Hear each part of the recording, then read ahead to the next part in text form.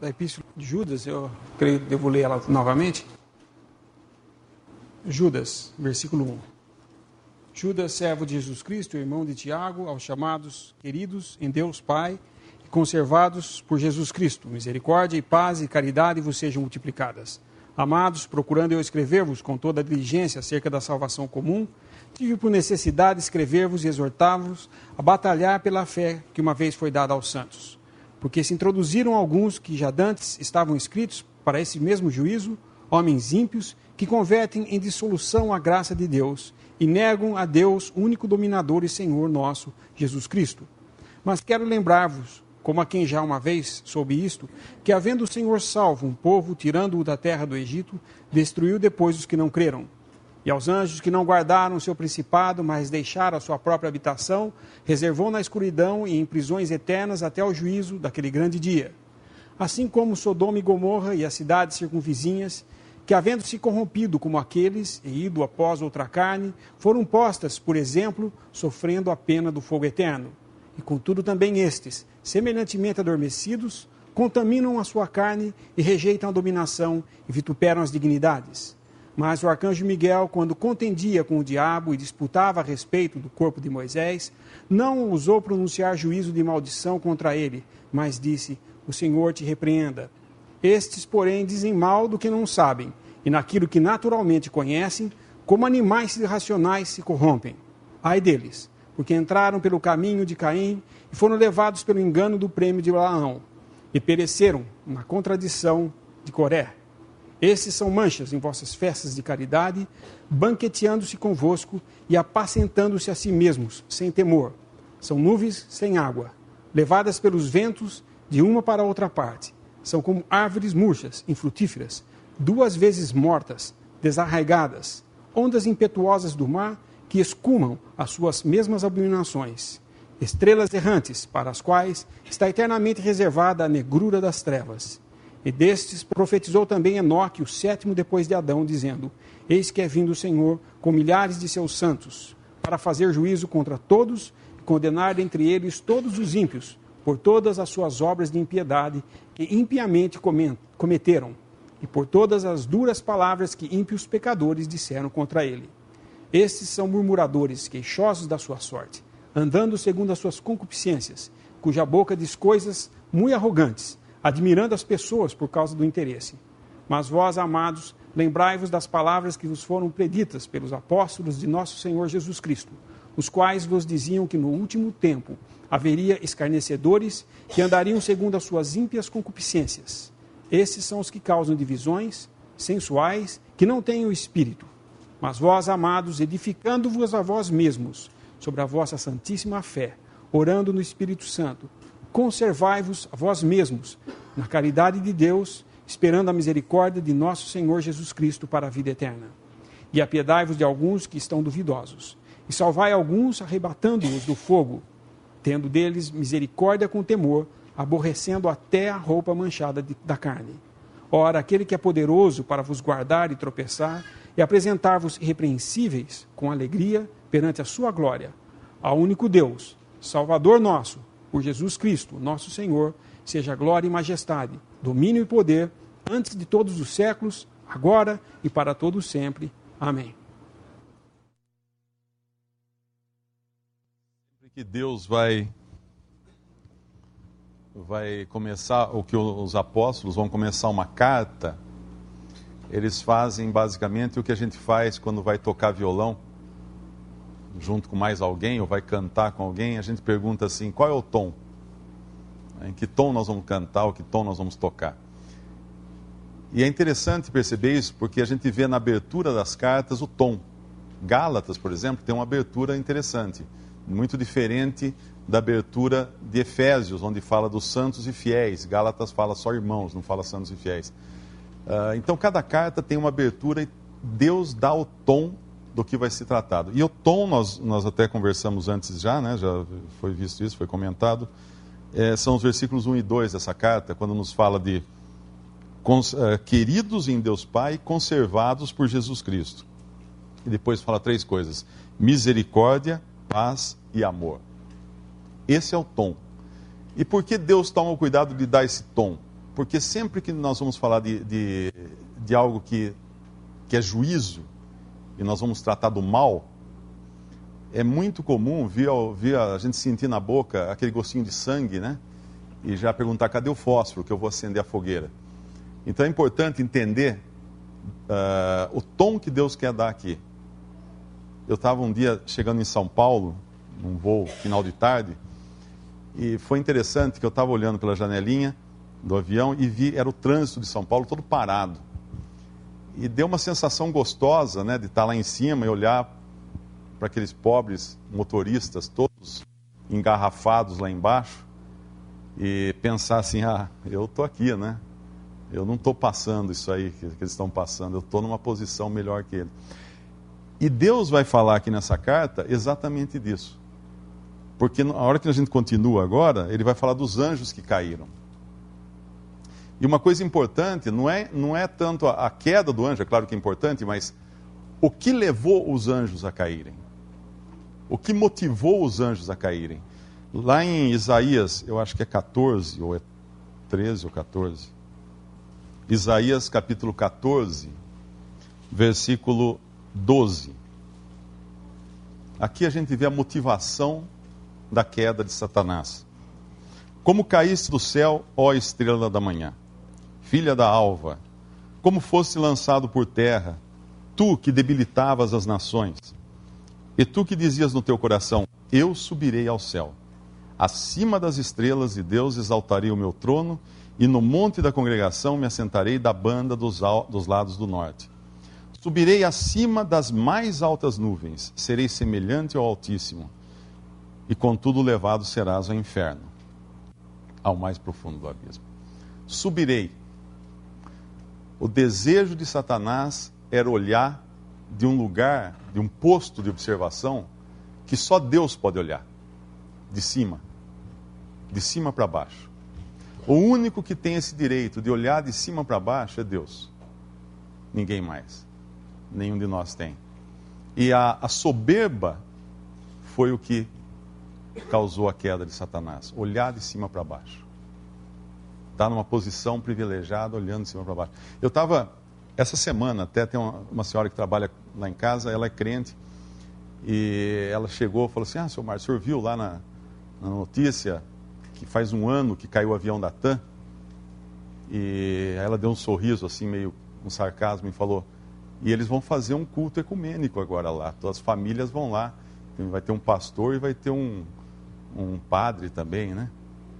Aí eu virei para ela e falei assim, um aluno meu morreu lá, queimado. Ele estava trabalhando dentro do prédio da TAM. Daí abri uma gaveta, tirei a foto do aluno, que a noiva dele me mandou, ele ia se casar na semana seguinte. Falei, olha ele aqui, esse aqui. Quando ela viu a foto, mudou completamente o tom. Porque uma pessoa tinha sido morta ali, tinha um ser humano envolvido naquilo tudo. E eu disse só para ela, falei, eles não entendem o que estão fazendo, né? A intenção deles é muito boa de fazer isso, né? Pelos familiares que morreram, alguma coisa assim. Então é importante essa abertura aqui, por quê? Porque sempre que nós temos algum privilégio, isso é natural do homem, nós olhamos de cima para baixo. Isso é normal.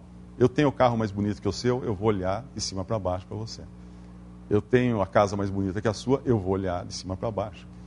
Eu conversei outro dia num voo com um milionário lá que sentou do meu lado, contando um monte de coisa e tal, e ele falando que ele comprou o terreno, que ele mora em Brasília, ao lado do dele, terrenos enormes, porque é o mais alto do bairro, ele não queria ninguém olhando de cima para baixo para ele. Ele quer estar no ponto mais alto do bairro para olhar todas as pessoas de cima e não de baixo. E quando nós lemos isso aqui agora, nós vamos ver a motivação de Satanás para cair, foi a soberba.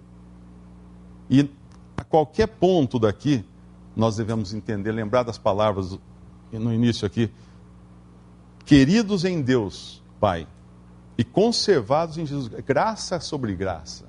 Nada de nós, nada que nós possamos, nós não temos nenhuma prerrogativa para olhar qualquer pessoa que seja de cima para baixo. É claro que o mal deve ser julgado, isso não quer dizer não julgar ninguém, né? Mas Deus fala, Deus resiste ao soberbo. Isso é importante lembrar. Acho que foi Lutero que falou que o estado normal do homem é o orgulho. É que nem um elástico, né? Você estica o elástico, ele sempre volta no estado normal dele. Então, você estica o homem, ele volta para o orgulho, sempre. Você soltou, a gente volta para o orgulho. Essa é a nossa condição natural. E por que isso? Depois que ele vai falar de tudo que aconteceu aqui com esses, que na verdade são pessoas que não só negam a Deus, e aí é interessante perceber aqui, esse é o suprassumo da desobediência, da rebelião. Eles não só negam a Deus, mas eu acredito que no momento em que o apóstolo está falando do caso do que aconteceu com o arcanjo Miguel, eu acredito que nem Satanás eles respeitam, esses daqui. Ou seja, eles não reconhecem autoridade nenhuma acima deles. Eles não querem só estar no lugar de Deus, eles querem estar também no lugar que Satanás queria estar, acima de todas as coisas. Que é aqui no versículo 9, mas final do versículo 8, rejeito a dominação. E antes ele falou do único dominador e Senhor nosso, Jesus Cristo, né? E vituperam as dignidades, que são os poderes. Mas o arcanjo Miguel, quando contendia com o diabo e disputava a respeito do corpo de Moisés, não ousou pronunciar juízo de maldição contra ele, mas disse: o Senhor te repreenda. Então, antes que a gente coloque tudo dentro do mesmo saco, a gente tem que ler um versículo, que é o versículo 22. Piedai-vos de alguns que estão duvidosos. Essa é a condição normal do cristão. Quem conheceu a graça de Deus, quem sabe que não é nem um pouco diferente de qualquer rebelde desse mundo, de qualquer pessoa em espírito de rebelião, vai ter piedade pelas pessoas. Porque o Senhor Jesus, porque Deus, que é aquele que olha de cima, e tem todo o direito de fazer isso, porque Ele é Deus, né? Ele está acima de todas as coisas. Ele não olhou para nós pecadores e falou assim: vocês que se danem, vocês pecaram, o problema é de vocês. Não, Ele amou. Ele amou. E Filipenses, acho que é, tende em vós o mesmo sentimento que houve em Cristo Jesus, que sendo em forma de Deus, não usou como usurpação o ser igual a Deus, né? Mas desceu, se humilhou. E eu acredito que é sempre bom a gente lembrar, principalmente quando nós vamos agora detalhar, vamos dizer assim, os defeitos e os erros de todas essas pessoas que cometem essas impiedades. Porque nada nos torna diferentes delas, a não ser a graça de Deus que um dia nos alcançou.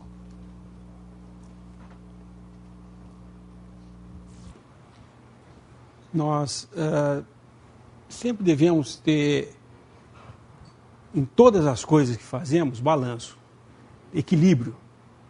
Porque quando diz respeito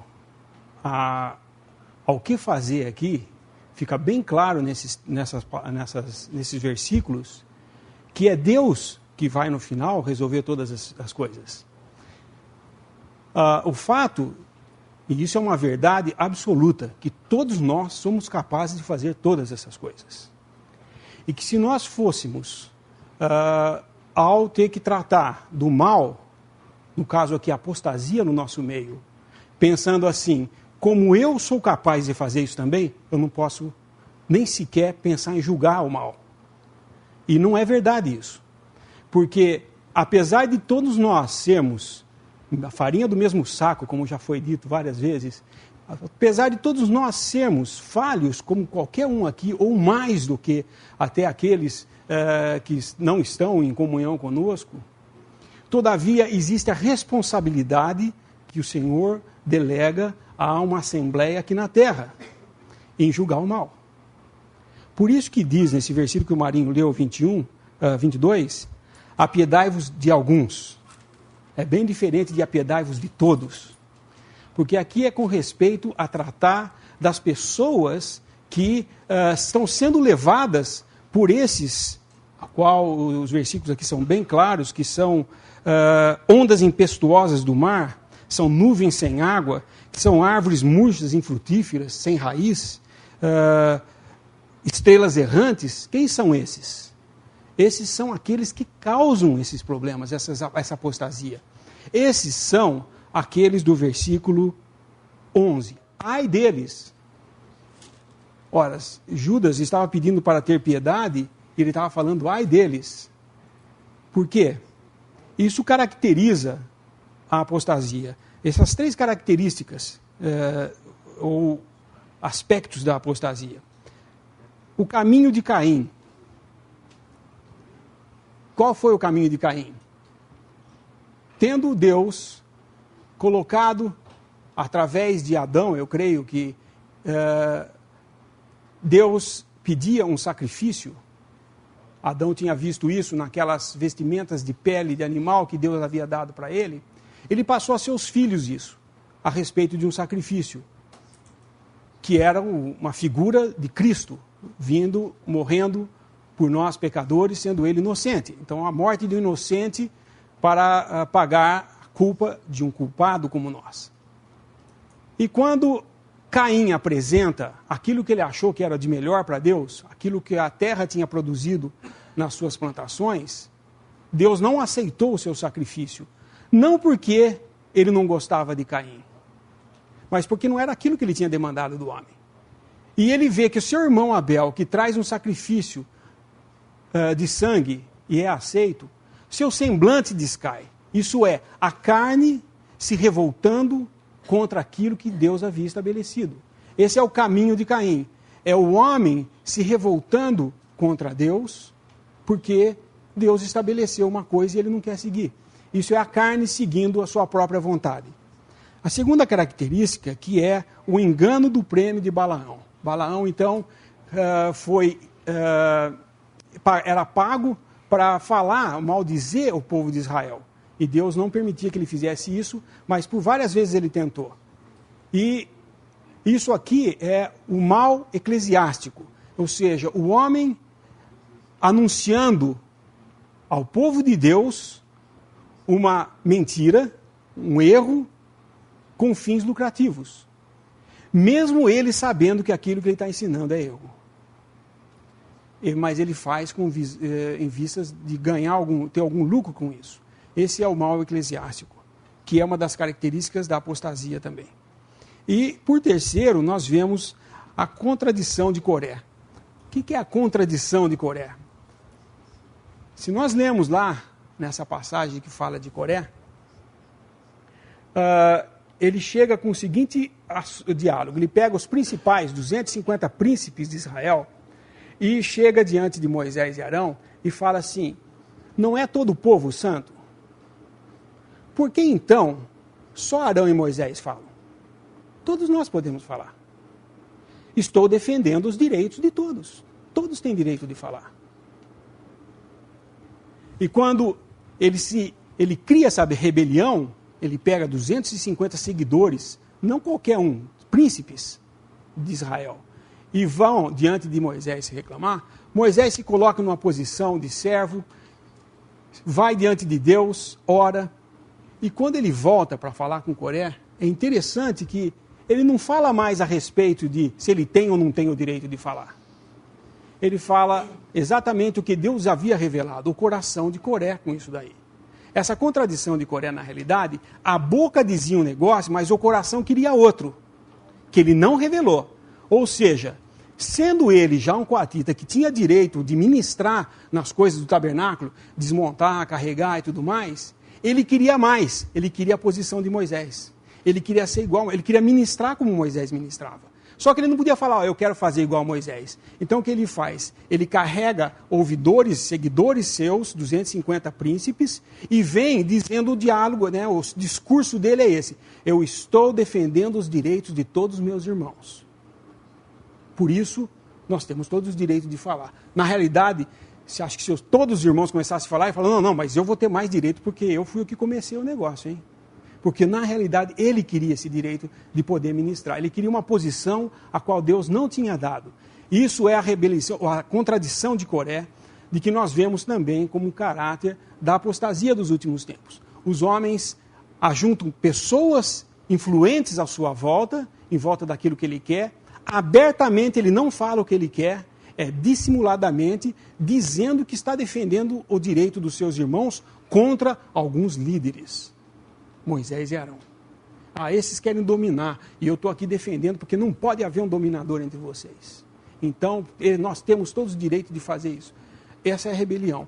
Então, ao vermos Judas falando sobre esses homens, o que a palavra de Deus nos ensina é que a esses que ensinam uma doutrina que causam divisão entre nós não devemos tratar como uma pessoa coitadinha que está sendo enganada. Ele é o enganador. Nós devemos nos apiedar, sim, daqueles que estão em dúvida, que a dúvida é colocada no coração. Prestem atenção quando nós lemos, por exemplo, em Timóteo, que havia Himeneu e Fileto afirmando, asseverando que a ressurreição já tinha vindo. Eles asseveravam isso. Com isso, o que eles faziam? Eles pervertiam a fé de alguns. Alguns que ouviam isso, ficavam em dúvida, mas será que já veio? Porque ele não estava bem firme na verdade. Esses eram os que estavam duvidosos. Esses nós devemos buscar e falar, olha, não é bem assim e tudo mais. Mas, voltando em Judas, nesse versículo 22, o 23 diz, e salvai alguns arrebatando-os do fogo. Tende deles misericórdia com temor, aborrecendo até a roupa manchada da carne. O que ele está dizendo aqui é o seguinte, a esses que estão duvidosos, nós devemos tentar salvar eles desse fogo, para o qual aqueles que causam divisão, dizendo-se irmãos e não são, está reservado para esses homens o fogo, o juízo de Deus. Mas aqueles que estão sendo enganados por ele, nós podemos tentar salvar eles desse fogo, tendo misericórdia deles. Porém, com temor, porque nós podemos cair no mesmo erro. E segundo, temor porque nós temos que nos guardar até da roupa manchada da carne. Ao tratar desses assuntos com esses que estão duvidosos, nós podemos nos contaminar de ficar preocupados e trabalhando com o mal. Por isso, muitas vezes, quando o mal é detectado numa assembleia, às vezes não é um assunto que é trazido a público para todos tratarem, como se fosse aqui uma assembleia como se diz, um congresso aqui, em que nós teríamos o direito, todo mundo, de dar a sua opinião, a maioria vence. A assembleia não funciona assim. Às vezes, existem alguns irmãos que o senhor levanta para cuidar do assunto. E esses têm que estar totalmente avisados e precavidos contra a contaminação que isso é. Porque às vezes pode contaminar toda uma assembleia, isso daí tudo. Essas coisas nós falamos porque não que exista acontecendo, mas quando acontece, por não conhecer essas bases do que a palavra nos ensina, nós tropeçamos e falhamos, até às vezes no juízo. E muitas vezes, quando há divisões, nós vemos pessoas falando, mas ambos os lados tinham cometido erros. E isso eu sei que sempre é verdade, porque realmente não existe, aquele que está julgando uma causa, ele não é perfeito. Porém, como responsabilidade, ele tem que fazer isso. Por isso, ele tem que fazer num caráter de total submissão a Deus, cuidando para que isso seja feito com temor e aborrecendo até a roupa manchada da carne, a contaminação.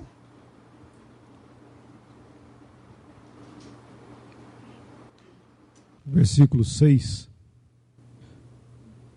Os anjos que não guardaram o seu estado original, né? Para a versão disso. Nós vemos que o Mário citou de Lúcifer, né? De Satanás. O homem, né? O princípio da queda do homem foi que ele foi tentado e ele caiu. Agora lá na queda de Satanás, ele não foi tentado. Ele caiu por si só. Mas o que levou à queda foi orgulho. Então a palavra nos nos toca forte nesse sentido, né, como estamos falando, inclusive, que uma pessoa orgulhoso, ele não precisa ser tentado para cair. Ele está no ponto para cair. Não precisa de tentação. Foi o que aconteceu com Satanás. E aqui fala, deixando o seu estado original. Satanás deixou, caiu. Adão deixou, caiu. Ambos desonrando a Deus e trazendo perdição e juízo. E agora nós estamos vendo foi citado um versículo lá de Filipenses 2, gostaria de ler um pouco. Filipenses capítulo 2. O final do versículo 5, ou podemos ler o versículo 5 também. A partir do versículo 5. De sorte que haja em vós o mesmo sentimento que houve também em Cristo Jesus, que, sendo em forma de Deus, não teve por usurpação ser igual a Deus, mas aniquilou-se a si mesmo, tomando a forma de servo, fazendo semelhante aos homens. E assim vai. Ele deixou seu estado original. Sendo Deus, deixou seu estado original para assumir uma forma de homem, para que Deus fosse glorificado. Então é esse sentimento, né, que o apóstolo tá falando para nós, que esse sentimento, sim, é um sentimento onde que nós podemos dizer que nós somos guardados nesse terrível engano, né, que é o orgulho. Então, se nós queremos estar submissos, vamos chamar assim, a Deus, nós temos que olhar e ver o que uma pessoa que deixou seu estado original para glorificar a Deus. Ramasco leu um versículo no começo que fala assim: ninguém pense de si mesmo além do que convém. Ou seja, ninguém saia, sabe, de uma posição e vá para uma posição que Deus não deu para você. Que é o caso de Coré. Ele queria uma posição que Deus não tinha dado para ele. E caiu. Nós vemos que ele foi perdido, inclusive, né? E para nós eu creio que o orgulho, né, esse é o ponto de partida, né? O orgulho sempre vai querer entrar numa posição que não é nossa. No livro de Apocalipse, nós temos duas apostasias que são apresentadas ali. Uma é a apostasia da cristandade, a qual é delineada aqui. E a outra é a apostasia de Israel.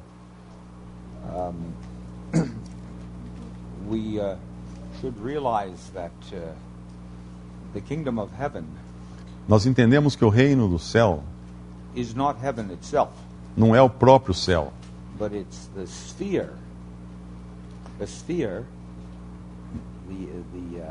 mas é a esfera where the lordship of Christ is acknowledged. Onde é reconhecido o senhorio de Cristo.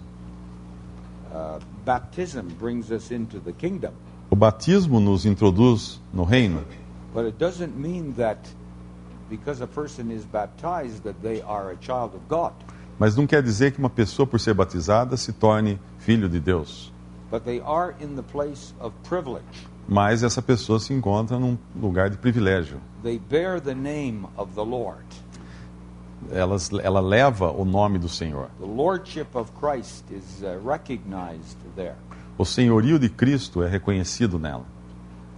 And that's what we have in verse 5 here. É isso que nós temos no versículo 5 aqui. All the Israelites were connected with Moses. Todo Israel estava conectado a Moisés. Baptized unto Moses. Batizados em Moisés. So they were in the place of privilege. Portanto, estavam no lugar de privilégio. But many of them were not true children of God. Mas muitos deles não eram verdadeiros filhos de Deus. They were sanctified by the outward ordinances of Judaism. Eles eram santificados pelas ordenanças exteriores do judaísmo.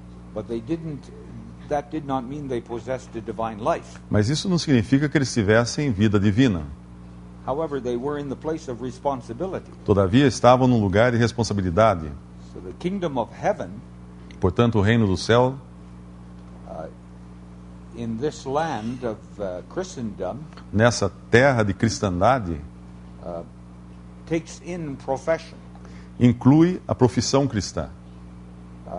which is dealt with in our chapter here. Inclui os meros professos, que são professantes, que são o tema do nosso capítulo aqui. And it will go on into the tribulation period. Que entrarão no período de tribulação. When the Lord comes, Quando o Senhor vem, all true believers will be taken out of the world. todos os verdadeiros crentes serão tirados do mundo. But Christendom will go on. Mas a cristandade continuará aqui It will become a great power in the earth. e se tornará um grande poder na terra. It will be destroyed in the middle of the week. E será destruída na metade da semana. The harlot church. É a prostituta, a igreja prostituta, meretriz. That is the full development of what we have here in our chapter. Esse é o ápice daquilo que nós temos aqui no nosso capítulo. The apostasy of Christendom. A apostasia da cristandade. And it's dealt with in the book of Revelation very clearly. Isso é tratado no livro de Apocalipse de forma muito clara. So we are in the kingdom of heaven, Portanto, nós estamos no reino do céu. but we are genuine believers by God's grace. Mas pela graça de Deus somos crentes genuínos, Truly acknowledge the lordship of Christ. que reconhecemos o senhorio de Cristo.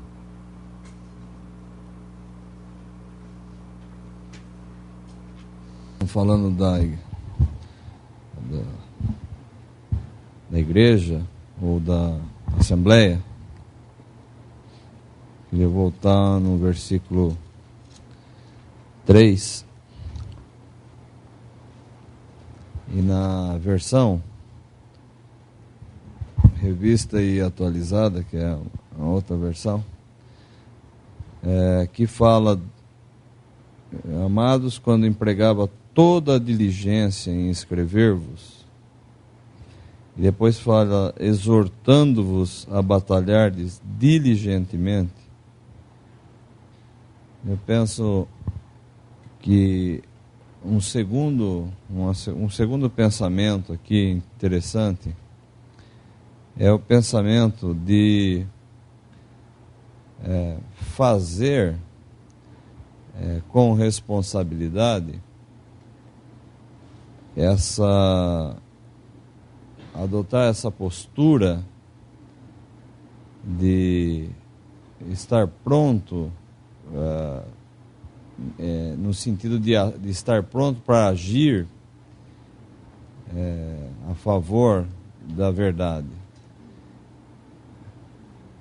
Acho que é o que mais nos leva a dar espaço para essa apostasia, para essa ação dessas pessoas que se introduzem na Assembleia, é o fato de estarmos ociosos e inoperantes. Se nós estivermos batalhando, atentos, o soldado que está numa batalha, ele não está pensando, sonhando com alguma coisa, distraído, ele está realmente focado no inimigo, focado naquela situação de iminente perigo, enfim.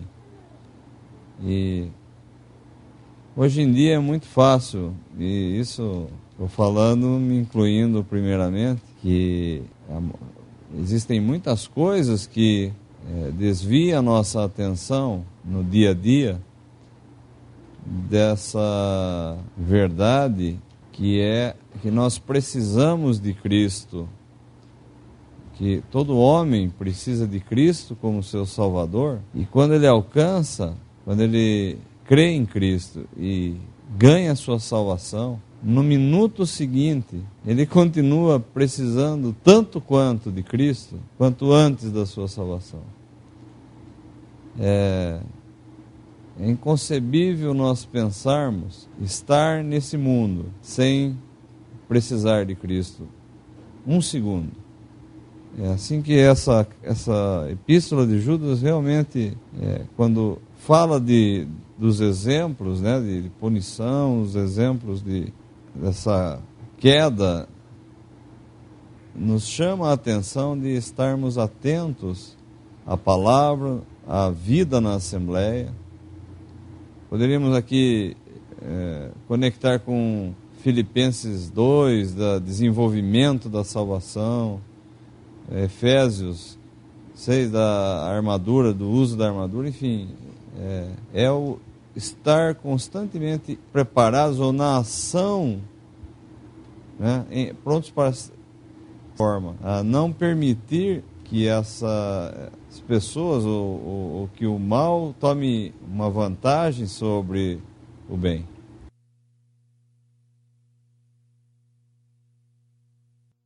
Lembrando que o que foi dito sobre o início da carta, é interessante a gente notar o primeiro versículo, como começou falando Judas, servo de Jesus Cristo.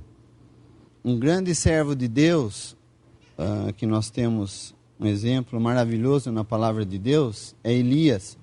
E a vida de Elias começa como esse versículo aqui de Judas, falando que Elias ficava na presença de Deus.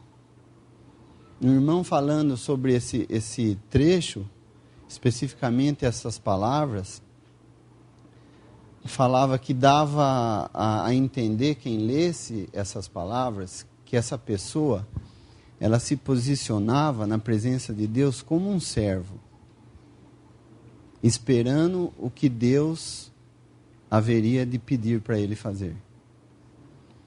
E é bonito ver que nessa carta, Judas, ao tratar desses assuntos tão importantes, ele também se coloca, primeiramente, como servo de Deus. Uma figura muito bonita que podemos ver o paralelo com a vida de Elias. Elias foi um profeta que também foi levantado por Deus, numa hora, talvez numa das horas mais terríveis que o povo de Deus passou, porque estava idolatrando, a ponto de ter construído um templo para um Deus. E nós vemos que Deus levanta então esse homem, e ao invés dele sair metralhando todo mundo do povo, Deus o pega, retira-o da cena e leva ele para um lugar, Ribeiro de Carite, nos fala. Ali ele foi aprender primeiramente a maneira como Deus queria que ele agisse. Então nós vemos que no nosso capítulo também, no versículo 20, nos fala um pouco da maneira como Deus quer que nós façamos as coisas. Se nós, fala assim no versículo 20, mas vós, amados, edificando-vos a vós mesmos sobre a vossa santíssima fé, orando no Espírito Santo, conservai-vos a vós mesmos na caridade de Deus, esperando a misericórdia de nosso Senhor Jesus Cristo para a vida eterna. Então nós vemos aqui 4 coisas: a fé, a oração, o amor e a misericórdia. Um irmão nos falava hoje cedo sobre 4 pilares. Eu lembrei daquele versículo de Atos 27, que nos fala também de 4 âncoras sendo jogadas para que o barco ficasse estabelecido naquele lugar. E nós vemos, quando nós não estamos assim, nós precisamos procurar nos defender. E nós não vamos saber daí, em seguida, a quem devemos nos apiedar. Então, isso é uma coisa que compete a Deus e não a nós. Elias talvez tivesse uma energia para chegar lá e já querer resolver a situação. Só que Deus o retira, o coloca num lugarzinho humilde, onde ele teve que beber água daquele ribeiro, ter que ser alimentado pelos corvos, e depois ainda é levado a uma viúva. Parece que as coisas vão diminuindo, porque um homem alimentado por uma viúva, naquela época era uma coisa humilhante. Mas um servo que tem fé, por mais que pareça a sua situação humilhante, a fé se regozija nisso, porque ela se regozija em obedecer. E essa é a figura que nós temos aqui também. Esse servo, Judas, cumpria o que Deus queria, não o que ele queria. Quando nós queremos, nós temos que procurar batalhar, nós temos que procurar mostrar que nossa ideia é correta. Mas não é assim que funciona nas coisas de Deus. Deus nos leva primeiramente a aprendermos a ser servo. Enquanto nós não aprendemos isso, nós nos debatemos, queremos mostrar que estamos corretos, mas Deus nos humilha, Deus vai com todo amor nos levar a aprender o que Ele quer de nós. E nós vemos então, daí, com a sabedoria de Deus, nós vamos poder cumprir a sua vontade. E nós vemos a maravilha disso, porque naquele período em que o povo de Deus passava fome e sede, Elias podia dizer: tenho tudo o que eu preciso aqui. Olha que interessante. Tenho comida, água não me falta. E ele ainda é levado a agir em graça com uma pessoa do mesmo país, que era Jezabel, a causadora de levar a idolatria ao povo de Israel. Então nós vemos que os caminhos de Deus são muito além do que nós podemos entender. E é maravilhoso de ver como Deus nos trata, nos cuidando, nos colocando em calma, para que possamos aprender da maneira como Ele quer. Porque nós não podemos lutar contra Deus. Nós temos uma semelhança muito grande, conforme mencionamos hoje de manhã, com Malaquias. There was a remnant of people in the days of Malachi. Havia uma ruína no povo nos tempos de Malaquias. Né? Havia um remanescente nos tempos de Malaquias. Things were in a very low condition in the days of Malachi. As coisas estavam numa situação bastante precária nos tempos de Malaquias. They were questioning the Lord's love. Eles estavam questionando o amor do Senhor. There was general indifference. Havia uma indiferença generalizada To the claims of Jehovah. às reivindicações de Jeová. You just read the first chapter of Malachi. Basta ler o primeiro capítulo de Malaquias. But amidst it all, mas em meio a tudo isso, the Lord had a small number o Senhor tinha um pequeno número de pessoas who responded to the prophecy of Malachi. Que respondiam, que atendiam à profecia de Malaquias. And were pleasing to Jehovah. E eram agradáveis a Jeová. We often have enjoyed the third chapter of Malachi. Nós sempre gostamos de ler o terceiro capítulo de Malaquias. Things were in a state of ruin. As coisas estavam num estado de ruína. Declension. Declínio. As we have in the epistle of Jude. Como nós temos aqui na epístola de Judas. Among the people of God. Entre o povo de Deus. But there was a little company there. Mas havia um pequeno grupo ali that answered to the heart of God. Que correspondia ao coração de Deus. That spake often one to the other. Que falavam uns aos outros. They spoke of Jehovah. Falavam de Jeová. And his goodness. E de sua bondade. And the Lord heard it. E o Senhor os escutou. Look in Malachi 3:16. Malaquias 3:16. And they that feared the Lord spake often one to another, and the Lord hearkened and heard it. And a book of remembrance was written before him for them that feared the Lord. Malaquias 3:16. Então aqueles que temem ao Senhor falam cada um com o seu companheiro, e o Senhor atenta e ouve, e há um memorial escrito diante dele para os que temem ao Senhor e para os que se lembram do seu nome. And it's similar to the condition of things we have today. É similar à condição das coisas que nós temos hoje. We are only a feeble remnant. Somos apenas um humilde remanescente. We're part of the ruin. Fazemos parte da ruína. We certainly can't lift our heads high up. Certamente não podemos levantar a nossa cabeça. We have to acknowledge that we have contributed to it. Temos que reconhecer que contribuímos para essa ruína.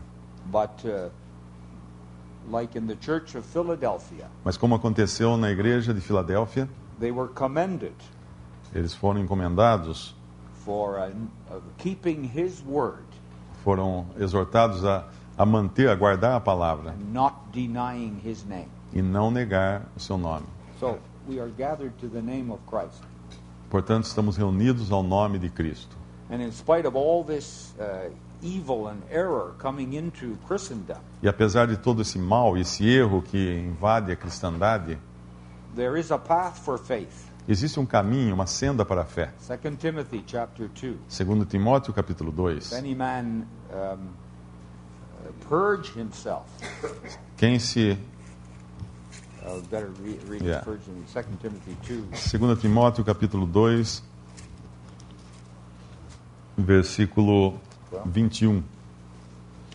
Yeah, thank you. De sorte que se alguém se purificar dessas coisas, será vaso de honra, santificado e idôneo para o uso do Senhor e preparado para toda boa obra.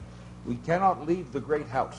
Não podemos deixar a grande casa. We're part of Christendom, Fazemos parte da cristandade, but we are called upon to separate mas somos exortados a nos separarmos from the evil that is in this huge system, do mal que está nesse imenso sistema, to be in a place that has the Lord's approval, para estarmos no lugar que o Senhor aprova, not the approval of the popular Christian position, não a aprovação da posição popular, da popularidade cristã, but that which is according to the Word of God, mas aquela que é de acordo com a palavra de Deus, that which was from the beginning.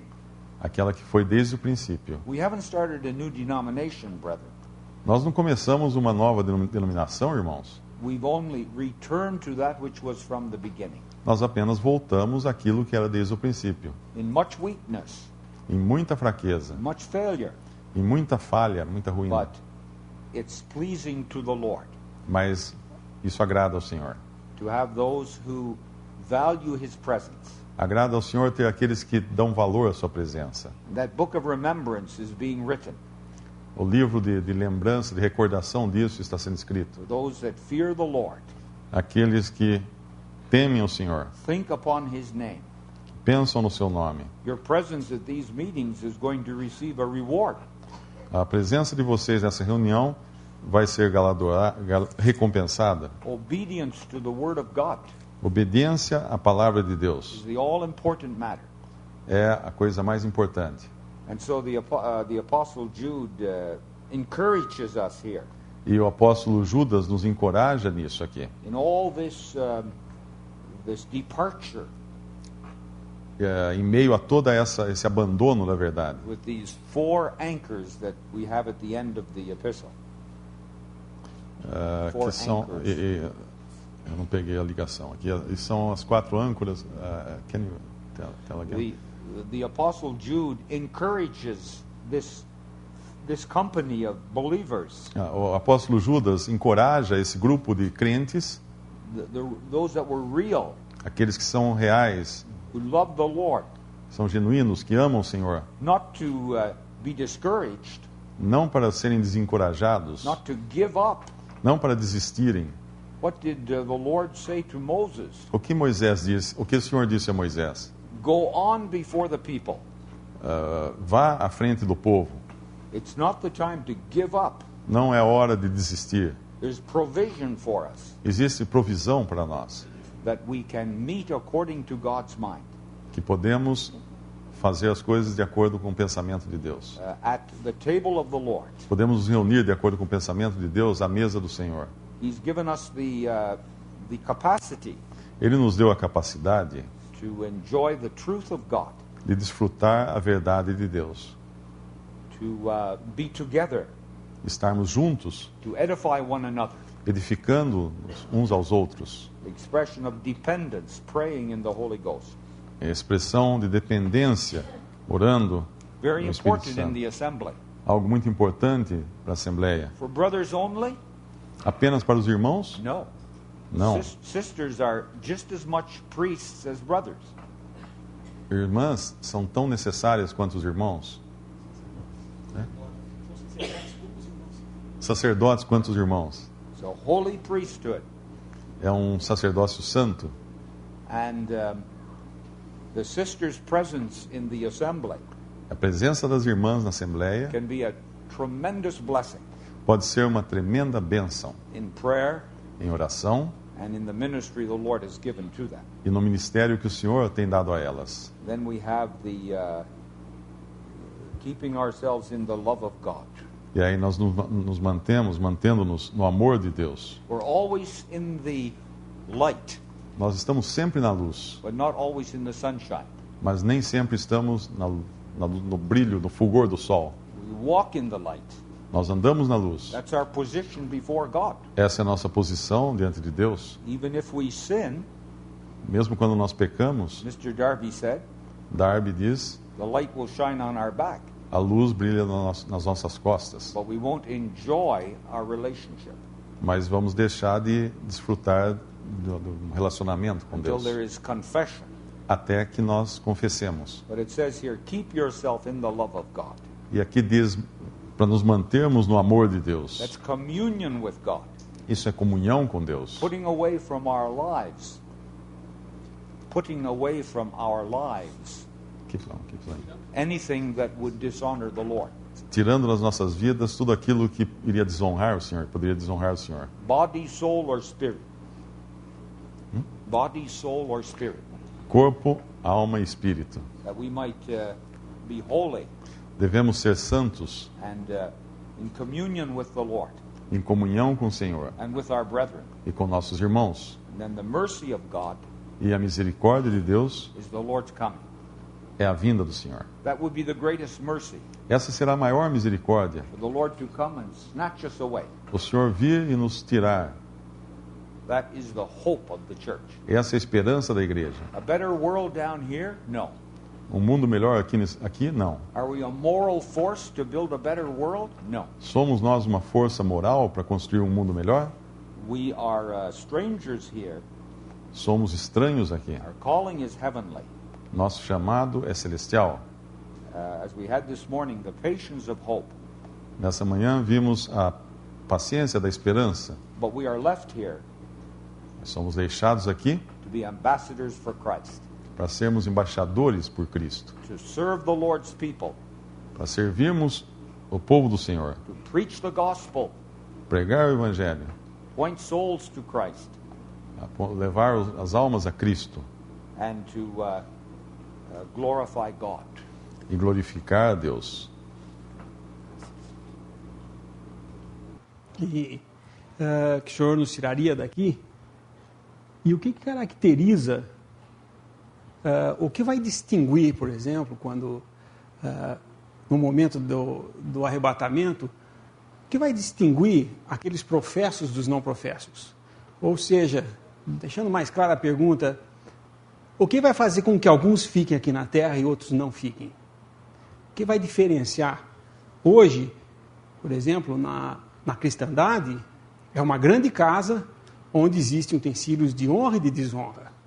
Existem aqueles que são verdadeiros, e esses devem apartar-se, né, se alimpar dessas coisas, e existem aqueles que são somente professos. O que caracteriza isso? É o versículo 19, nós vemos, quando ele termina o assunto desses que traziam apostasia entre os cristãos, que são esses que causam divisões, versículo 19. Sensuais, e aqui está a chave, não tem o Espírito Santo. Em Romanos, capítulo 8,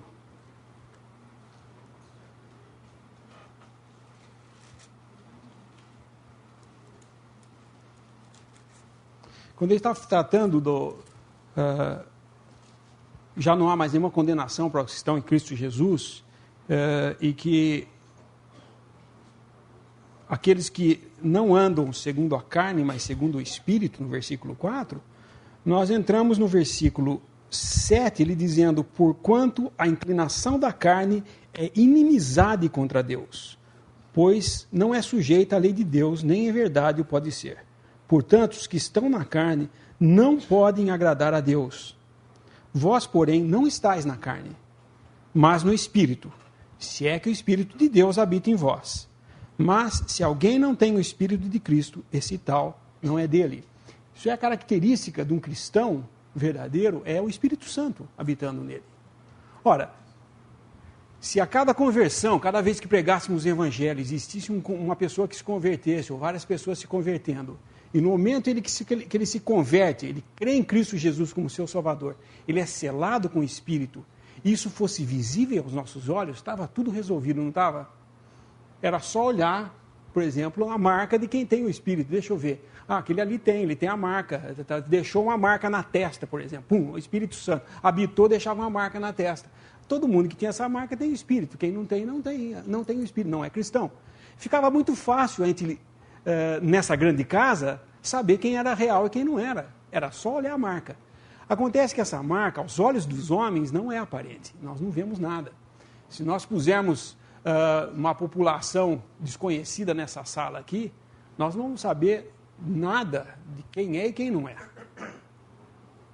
Mesmo estando aqui, todos nós que conhecemos uns aos outros, eu posso dizer de mim, mas eu não posso dizer dos outros. Eu tenho que ter essa certeza de que eu creio e tenho o Espírito Santo.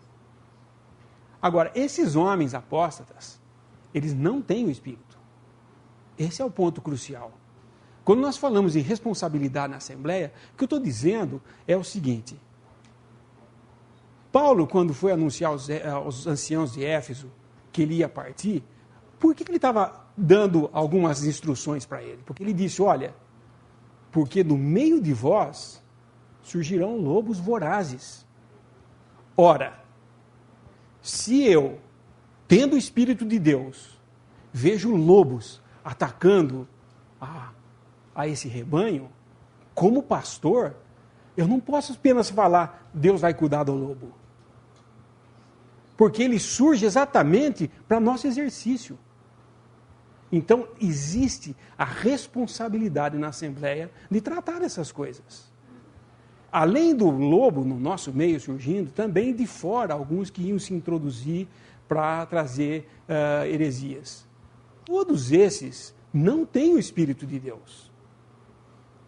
Ora, nós sabemos que se tem um exemplo na palavra de Deus de um homem que nunca se irou, que foi perfeito em amor, é o Senhor Jesus Cristo, é o único. E quando ele vê aqueles fariseus diante dele, qual palavra se dirige a esses fariseus? Raça de víboras, sepulcros caiados. Ora, o Senhor Jesus estava faltando com amor aí? De modo nenhum, longe de mim pensar isso. Ele apenas estava tratando do seu rebanho contra esses homens que se introduziam querendo, com a sua aparência de santidade, induzir a não seguirem o verdadeiro pastor. Muitas vezes, entre nós, surgem lobos e nós temos que tratar como lobo. Não falar assim, vamos apiedar dele, quem sabe ele está enganado. O lobo não está enganado da sua função. O lobo não está enganado do que ele veio fazer. Ele veio destruir, ele veio dividir, ele veio trazer contendas, ele veio trazer inimizades, ele veio querer destruir o que Deus fez. Quanto a esses, Deus cuidará. Porém, como responsável, eu tenho que tratar disso. Eu não posso deixar ao Deus dará, como diz a expressão. Eu não posso achar que, não, tudo bem, quem sabe ele está enganado. Não é assim. E isso tem sido a confusão que se faz entre você ter amor e apenas falar assim, não, eu vou ser bonzinho com todo mundo. Ter amor não é ser bonzinho com todo mundo, não é ser sempre afagando, tá? Porque se você for afagar o lobo, gente, você está brincando com o inimigo. Eu não posso jamais pensar na possibilidade de que, se Satanás está agindo no nosso meio, eu devo ficar calado e esperar. Temos que esperar em Deus, mas nós temos que saber que também Deus nos deu responsabilidades na Assembleia. O que você unir aqui será unido no céu, o que você desunir aqui será desunido nos céus. Ele deu essa responsabilidade para a Assembleia. Onde estiver 2 ou 3 reunidos ao meu nome, ali estou no meio deles. E aí ele vem nesse contexto e fala a respeito das decisões tomadas.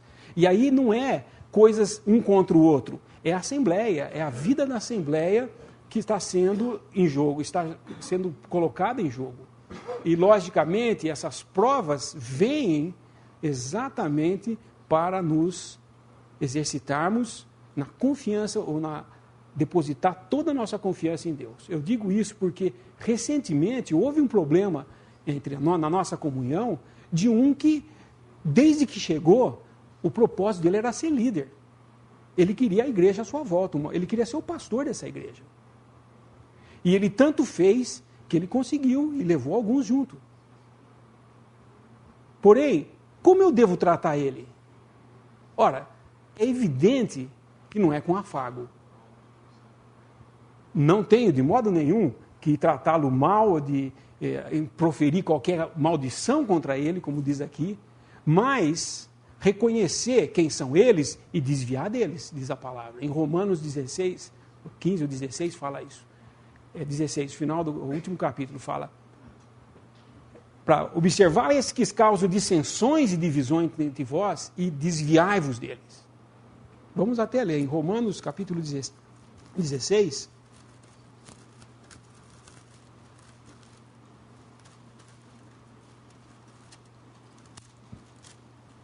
Esse é apenas um dos versículos que trata desse assunto.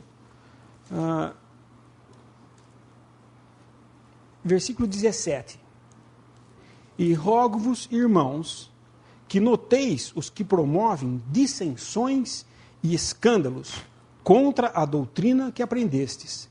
Desviai-vos deles, porque os tais não servem a nosso Senhor Jesus Cristo, mas a seu ventre, e com suaves palavras e lisonjas enganam os corações dos simples.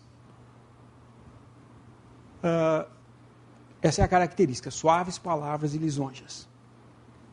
Nós vemos, muitas vezes, esses lobos vestidos de cordeiro falando, eu amo a palavra de Deus.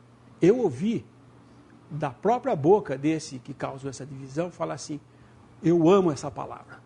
Amo mais do que todas as coisas. Amou a tal ponto de falar, eu quero ser o líder e quem quiser vem e me segue. Do contrário, não tem mais nada a ver com eles. E aí, nós sabemos que a consequência é tristeza, porque muitas vezes pessoas simples, esse simples aqui não é simples no sentido de simples, que não tem um profundo conhecimento das coisas ainda, que acabam se desviando e indo para esse lado, ou ficam em dúvida aonde ir. Esses nós temos que nos apiedar deles. Quanto aos que promovem divisão, isso é claro na palavra de Deus, temos que, como responsáveis, ter atitudes. E muitas vezes, o amor que nos leva a fazer isso, não é um amor que se manifesta em afagos, mas em dureza. Ora, quando meu filho cometia algum erro, era com afago que eu tratava ou com dureza? Se fosse com afago, eu nunca mais ia conseguir tirar ele do caminho que ele tomava. Tinha que ser com dureza, tinha que ser duro com ele. Faltava amor quando eu disciplinava meu filho? Ao contrário, amor manifestado em disciplina, porque se não tiver disciplina, não tem amor. Olha como nós somos muitas vezes confundidos com a filosofia moderna hoje, que mistura as palavras e fala com que se o amor fosse somente, você nunca fala não para ninguém, você sempre está afagando, você sempre está falando que bom, que bonitinho, deixa ele se expressar. E o que a palavra de Deus nos ensina é que se você não tem disciplina, você está sem pai. É isso que ele está ensinando. Como nós tratamos nossos filhos? Se vocês pensarem, vocês pais jovens, pensarem que vocês vão conseguir convencer seus filhos do caminho a seguir apenas com palavras, vocês estão muito enganados.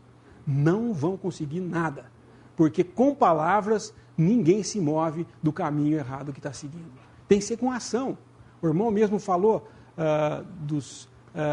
daquele homem que levou seus filhos juntos, chegou a Davi, não, eu quero seguir. E o Geteu, né? E que ele falou uma coisa muito interessante, ele falou assim, os filhos estão nos observando, constantemente nos observando, mas eles não seguem aquilo que nós falamos, eles seguem aquilo que nós fazemos. Não é interessante isso? Porque na realidade, nós falamos as coisas e agimos do modo contrário ao que falamos, a percepção de uma criança, por menor que seja, é incrivelmente perspicaz. Ela percebe que você está falando um negócio e fazendo outro. Você pode até falar bonito aqui, mas lá fora você está fazendo diferente, ele percebe. Ele fala, e por que eu tenho que seguir o que ele está falando se ele mesmo não segue?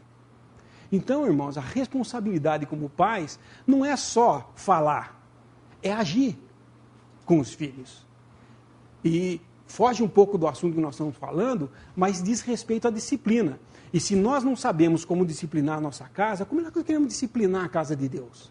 Ora, se existe esse versículo, é porque existe disciplina nas coisas de Deus aqui. Não é um negócio assim de, eu não sou capaz de fazer porque todos nós falhamos, todos nós somos a mesma coisa, somos capazes de cair no mesmo erro. Isso é uma verdade imutável. Todos nós somos capazes de fazer coisas piores do que Coré, do que Israel fez, do que todos os que caíram fizeram. Porque nós somos caídos também. Porém, nós não andamos na carne, irmãos, mas no Espírito. Porque nós temos o Espírito. Porque se nós não tivermos, nós nem na carne nós estamos no homem natural ainda, condenado ainda diante de Deus. O irmão falava de que a condição natural do homem é o orgulho, e é mesmo. Mas a do cristão não é. A condição natural do cristão é espiritual. Se ele está na carne, aí sim, o orgulho se manifesta imediatamente. Mas se ele está no Espírito, ele está debaixo das asas de Deus, andando neste mundo em submissão à palavra de Deus. Essa é a condição normal de um cristão, no Espírito. Não nos deixemos enganar de que quem está no Espírito não pode jamais disciplinar alguém. Lógico que pode. Que se não pudesse, realmente nós estaríamos com um grande problema na nossa mão. Porque Eliseu, por exemplo, que foi citado, o profeta Eliseu, ele veio profetizar numa época em que Israel estava numa situação deplorável.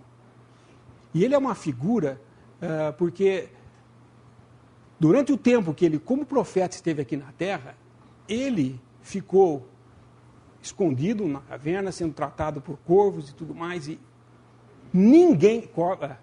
Elias, ninguém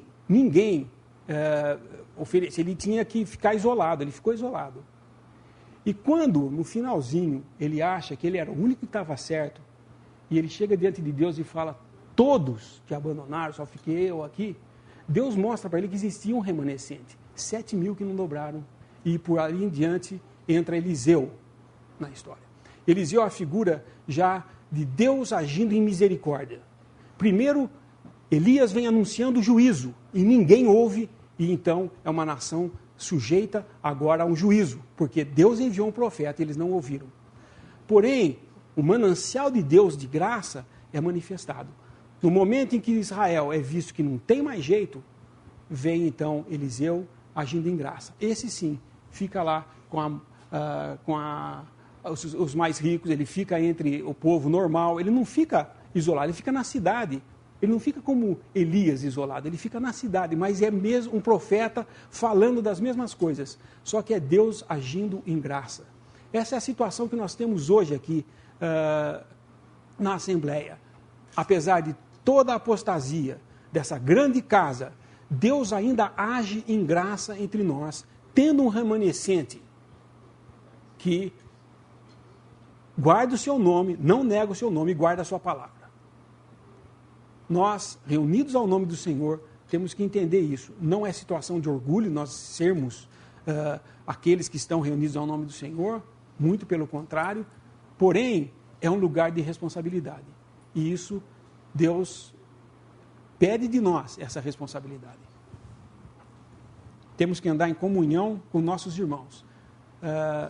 Não tem hoje aqui ninguém que vai se dizer que é um Elias, que está separado de todo mundo, porque só ficou ele e todos abandonaram. Não vai ter isso. sempre tem um remanescente. Eu tenho que estar em comunhão com esse remanescente e desviar daqueles que são aqueles que causam divisões e que não têm o Espírito de Deus.